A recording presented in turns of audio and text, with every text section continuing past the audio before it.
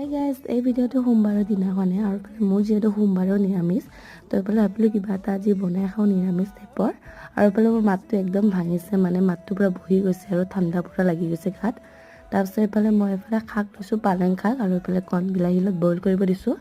আৰু এইফালে বকলিখিনিও কাটি লৈছোঁ, আৰু এইফালে পাস্তা আনিছিলোঁ, পাস্তা আৰু এইফালে পাস্তাৰ মছলাটো এয়াও চব দিম। তো এইফালে বইলখিনি কৰি লৈছোঁ মই গোটেইবোৰ। এইফালে শাকখিনি ভালকৈ এইফালে বইল কৰি লৈছোঁ, আৰু এইফালে লগতে এইফালে বকলিটো মই বইল কৰিব ধৰিছোঁ। আৰু এইফালে বকলিটো বইল কৰিছোঁ, এইফালে শাকটো এইফালে মোৰ বইল হৈ আছে। লগতে এইফালে মই বকলিৰ লগত এইফালে পাস্তাটো দিলোঁ, জানো একেলগে কামটো হৈ যাওঁ।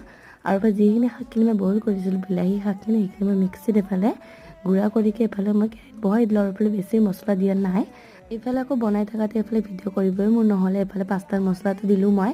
পাস্তাখিনি দিলোঁ, এইবোৰ একো ভিডিঅ' কৰাই নহ'ল। তথাপিও এইফালে মছলাখিনি দিকে এইফালে ভালকৈ মিক্স কৰি এইফালে হৈ গ'ল মোৰ ফাইনেলি পাস্তা।